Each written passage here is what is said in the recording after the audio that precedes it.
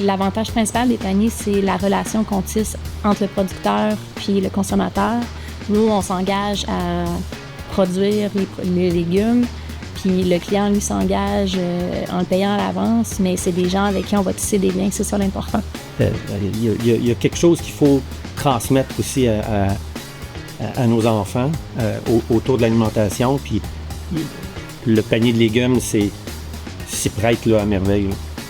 Ce qui est le fun avec les paniers, c'est de reprendre contact aussi avec la saisonnalité. On voit la séquence de production, quels légumes sont pris en premier, à quoi on a accès, ceux qui arrivent plus tard. On arrive à mieux comprendre un petit peu la production alimentaire dans le contexte climatique du Bas-Saint-Laurent. Souvent, les gens hésitent pour les paniers parce qu'ils ont peur de ne pas avoir le choix de ce qu'ils vont manger.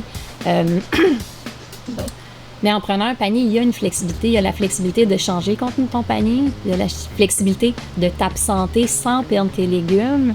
Ça, c'est important. Les gens ne savent pas tout le temps. Puis le rendez-vous hebdomadaire qu'on se donne, c'est pas une corvée. C'est un rendez-vous plaisant, c'est agréable. C'est un rendez-vous que les gens attendent avec anticipation parce qu'on a du fun.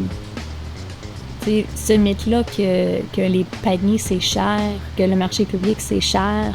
Quand on va en épicerie et qu'on fait des comparaisons, on se rend compte que ça tient pas.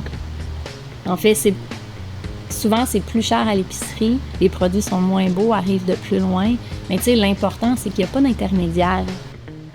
Tu sais, ce qui est dépensé va aux producteurs. Ça, c'est important pour nous.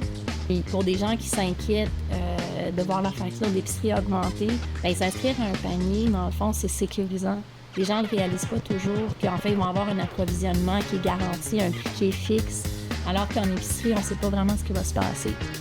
On doit gagner en autonomie d'un point de vue alimentaire et de voir des fermes s'installer dans des petites communautés comme ça de Saint-Valérien ou même Rimouski.